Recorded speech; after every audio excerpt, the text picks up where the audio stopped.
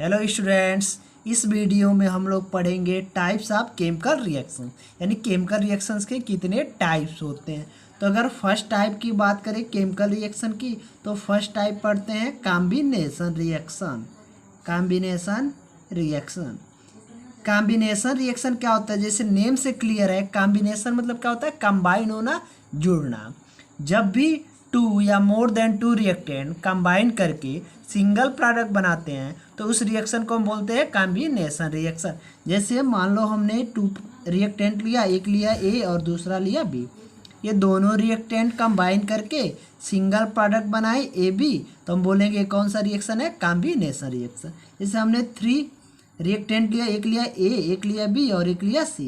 ये तीनों reactant combine हुए और सिंगल प्रोडक्ट बनाए ए बी सी, तो हम बोलेंगे ये कौन सा रिएक्शन है, कॉम्बिनेशन रिएक्शन। यानी जब भी two or more than two reactant combine करके सिंगल प्रोडक्ट बनाते हैं तो उस रिएक्शन को हम बोलते हैं कॉम्बिनेशन रिएक्शन।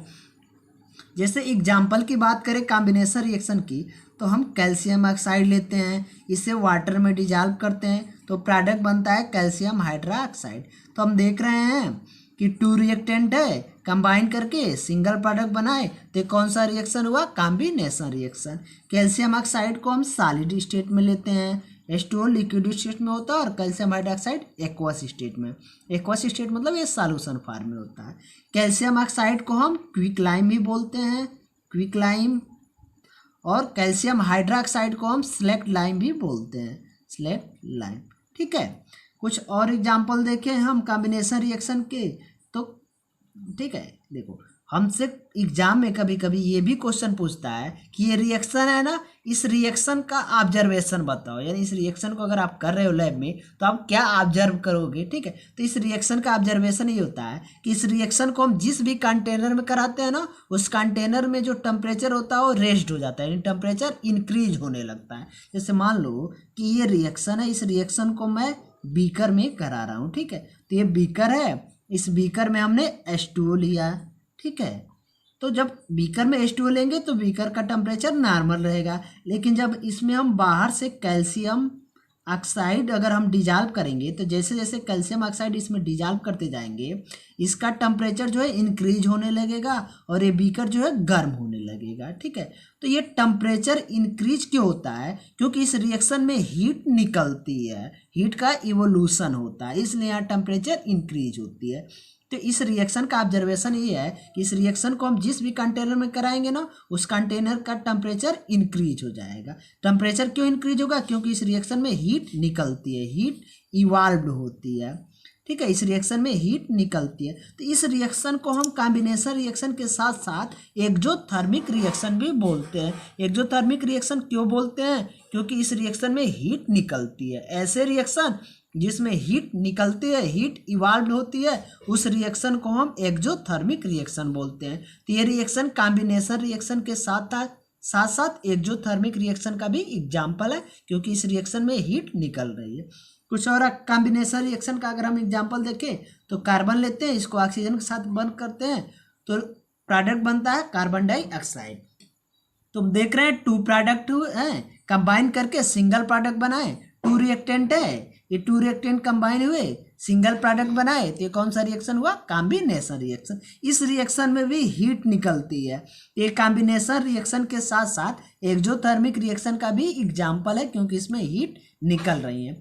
और एग्जाम्पल देखें कॉम्बिनेशन रिएक्शन का, तो हाइड्रोजन है, ये ऑक्सीजन से रिएक्ट करता है, प्रोडक्ट क्या बनता है, H2 वाटर। तो हम देख रहे हैं टू रिएक्टेंट है, कंबाइन करके सिंगल प्रोडक्ट बनाए तो कौन सा रिएक्शन हुआ, कॉम्बिनेशन रिएक्शन हुआ। ठीक है, फिर हम सेकेंड टाइप्स पढ़ते हैं जो केमिकल रिएक्शन का, वो पढ़ते हैं डीकम्पोजिशन रिएक्शन।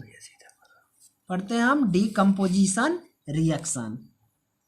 डीकम्पोजिशन रिएक्शन, देखो डीकम्पोजिशन रिएक्शन क्या होता है। डीकम्पोजिशन मतलब होता है ब्रेक होना। जब भी वन रिएक्टेंट ब्रेक होके टू या मोर देन टू प्रोडक्ट बनाता है तो उस रिएक्शन को हम बोलते हैं डीकम्पोजिशन रिएक्शन। जैसे देखो मान लो हमने एक रिएक्टेंट लिया है ए बी, ये ब्रेक हुआ और प्रोडक्ट बनाया ए और बी। तो हम देख रहे हैं कि ये सिंगल, ये एक रिएक्टेंट है, ये ब्रेक होकर टू प्रोडक्ट बना रहा है तो कौन सा रिएक्शन हुआ, डीकम्पोजिशन रिएक्शन हुआ। जैसे एक हमने रिएक्टेंट लिया A B C, A break हुआ और प्रोडक्ट बनाया A B and C.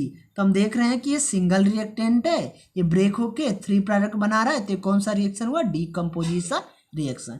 Decomposition means जब कोई सिंगल रिएक्टेंट ब्रेक होके 2 या मोर देन 2 प्रोडक्ट बनाता है तो उस रिएक्शन को हम डीकम्पोजिशन रिएक्शन बोलते हैं। जैसे एग्जाम्पल की बात करें तो हम कैल्शियम कार्बोनेट लेते हैं, ये सॉलिड स्टेट में होता है, इसको जब हम हीट करते हैं तो एक कैल्शियम ऑक्साइड और CO2 में ब्रेक हो जाता है। ये कैल्शियम ऑक्साइड भी सॉलिड फॉर्म में होता है और CO2 गैसियस फॉर्म में होता है। कैल्शियम ऑक्साइड को हम लाइम स्टोन भी बोलते हैं, ठीक है, और कैल्शियम कार्बोनेट को हम लाइम स्टोन भी बोलते हैं और कैल्शियम ऑक्साइड को हम क्विक लाइम बोलते हैं, ठीक है। तो हम देख रहे हैं कि 1 रिएक्टेंट है, ये 2 प्रोडक्ट में ब्रेक हो रहा है, तो ये कौन सा रिएक्शन है? तो ये डीकम्पोजिशन रिएक्शन है। तो हम देख रहे हैं डीकम्पोजिशन रिएक्शन कॉम्बिनेशन रिएक्शन के ठीक अपोजिट होता है, क्योंकि देखो कॉम्बिनेशन रिएक्शन में क्या होता है कि 2 रिएक्टेंट होते हैं, कंबाइन करके सिंगल प्रोडक्ट बनाते हैं, या फिर 3 रिएक्टेंट होते हैं, कंबाइन करके सिंगल प्रोडक्ट बनाते हैं, ठीक है। तो उसे हम कॉम्बिनेशन बोलते हैं, कॉम्बिनेशन रिएक्शन। तो देखो कॉम्बिनेशन रिएक्शन में 2 रिएक्टेंट कंबाइन किए सिंगल प्रोडक्ट बनाए, और डीकम्पोजिशन में क्या होता है? सिंगल रिएक्टेंट हुआ ब्रेक होके 2 प्रोडक्ट बनाया, तो ये दोनों एक दूसरे के अपोजिट हुए ना। तो डीकम्पोजिशन रिएक्शन कॉम्बिनेशन के ठीक अपोजिट होता है, क्योंकि इसमें 2 या more then 2 reactant single product में चेंज होते हैं, और इसमें सिंगल रिएक्टेंट 2 या मोर देन 2 प्रोडक्ट में चेंज होता है। कुछ और एग्जाम्पल देखते हैं डीकम्पोजिशन रिएक्शन का। जैसे हमने H2O लिया, इसमें हम इलेक्ट्रिक करंट पास करा रहे हैं, इलेक्ट्रिक करंट। तो जब H2O में इलेक्ट्रिक करंट पास कराते हैं ना, तो यह H2 और O2 में ब्रेक हो जाता है। तो हम देख रहे हैं 1 रिएक्टेंट है, 2 प्रोडक्ट में ब्रेक हुआ, तो कौन सा रिएक्शन हुआ? तो ये डीकम्पोजिशन रिएक्शन हुआ। और एग्जाम्पल देखे, जैसे हमने AgCl लिया, इसे सनलाइट के प्रेजेंस में रखते हैं, ठीक है, सनलाइट के प्रेजेंस में रखते हैं, तो यह Ag और Cl2 में ब्रेक हो जाता है। तो हम देख रहे हैं सिंगल रिएक्टेंट है, ठीक है, ये 2 प्रोडक्ट में ब्रेक हुआ, तो कौन सा रिएक्शन हुआ? Decomposition reaction.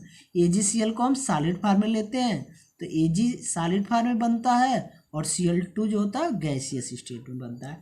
तो हम ये देख रहे हैं कि ये जो 3 डीकम्पोजिशन रिएक्शन है, इसमें जो एनर्जी लग रही है वो अलग अलग फार्म में लग रही है। जैसे फर्स्ट डीकम्पोजिशन रिएक्शन है ना, इसमें हम देख रहे हैं एनर्जी हीट फार्म में लग रही है। सेकेंड डीकम्पोजिशन रिएक्शन में हम देख रहे हैं एनर्जी इलेक्ट्रिक करंट फार्म में लग रही है। थर्ड रिएक्शन में हम देख रहे हैं डीकम्पोजिशन रिएक्शन में एनर्जी सनलाइट फार्म में लग रही है। तो ये हम देख रहे हैं कि हर डीकम्पोजिशन रिएक्शन में एनर्जी अलग अलग फार्म में रिक्वायरमेंट हो रही है, अलग अलग फार्म में लग रही है। तो on the basis of energy requirement हम डीकम्पोजिशन रिएक्शन को 3 टाइप्स में डिवाइड करते हैं। एक ऐसा डीकम्पोजिशन रिएक्शन जो हीट के द्वारा होता है, उसे हम थर्मल या थर्मोलिटिक डीकम्पोजिशन बोलते हैं, थर्मल या थर्मोलिटिक डीकम्पोजिशन रिएक्शन बोलते हैं, ठीक है। फिर एक ऐसा डीकम्पोजिशन रिएक्शन जो इलेक्ट्रिक करंट के द्वारा होता है, उसे हम इलेक्ट्रोलिटिक डीकम्पोजिशन बोलते हैं, इलेक्ट्रोलिटिक डीकम्पोजिशन रिएक्शन बोलते हैं, ठीक है। फिर ऐसा डीकम्पोजिशन रिएक्शन जो सनलाइट के प्रेजेंस में होता है, या ऐसा डीकम्पोजिशन रिएक्शन जिसमें एनर्जी सनलाइट के फॉर्म में रिक्वायरमेंट होती है, उसे हम फोटोलिटिक डीकम्पोजिशन बोलते हैं, फोटोलिटिक डीकम्पोजिशन, फोटोलिटिक डीकम्पोजिशन। तो on the basis of energy requirement हम डीकम्पोजिशन रिएक्शन को 3 टाइप में डिवाइड कर सकते हैं। ऐसा डीकम्पोजिशन रिएक्शन जिसमें एनर्जी हीट फॉर्म में रिक्वायरमेंट हो, उसे थर्मल या थर्मोलिटिक डीकम्पोजिशन बोलते हैं। ऐसा डीकम्पोजिशन रिएक्शन जिसमें एनर्जी इलेक्ट्रिक करंट फॉर्म में रिक्वायरमेंट हो, उसे हम इलेक्ट्रोलिटिक डीकम्पोजिशन बोलते हैं। और ऐसा डीकम्पोजिशन जिसमें एनर्जी सनलाइट फॉर्म में रिक्वायरमेंट हो, उसे हम फोटोलिटिक डीकम्पोजिशन रिएक्शन बोलते हैं, ठीक है। अब ये जो थर्ड वाला रिएक्शन है ना, इस रिएक्शन का हमको एग्जाम में ऑब्जर्वेशन पूछता है कि इस रिएक्शन का ऑब्जर्वेशन क्या होता है। तो देखो होता क्या है कि हम एक चाइना डिश लेते हैं, ठीक है, जैसे हम एक चाइना डिश लेते हैं, ठीक है, चाइना डिश में हम AgCl को रख देते हैं, सिल्वर क्लोराइड को, इसमें हम AgCl यानी सिल्वर क्लोराइड को रखते हैं। तो इसका कलर जो होता है ना पहले वाइट होता है, लेकिन जब इसे सनलाइट के प्रेजेंस में रखते हैं ना, सनलाइट के प्रेजेंस में, तो हम ये देखते हैं कि सनलाइट के प्रेजेंस में क्या होता है, डिकम्पोजिशन रिएक्शन होता है और Ag और Cl2 में ब्रेक हो जाता है। तो पहले तो इसका कलर क्या होता है, व्हाइट होता है, लेकिन सनलाइट के प्रेजेंस में रखेंगे ना तो इसका कलर व्हाइट से ग्रे में चेंज हो जाएगा। क्यों चेंज हो जाएगा, क्योंकि Ag और Cl2 में ब्रेक हो गया, तो अब Ag बन गया और Ag का कलर ग्रे होता है, इसीलिए ये व्हाइट से ग्रे कलर में चेंज हो जाता है। ठीक है, तो ये इस रिएक्शन का ऑब्जर्वेशन होता है कि Ag और Cl2 में ब्रेक होता है, जिसकी वजह से पहले तो कलर व्हाइट होता है क्योंकि AgCl होता है, बाद में कलर ग्रे हो जाता है क्योंकि Ag फॉर्म हो जाता है। ठीक है, कुछ और अगर हम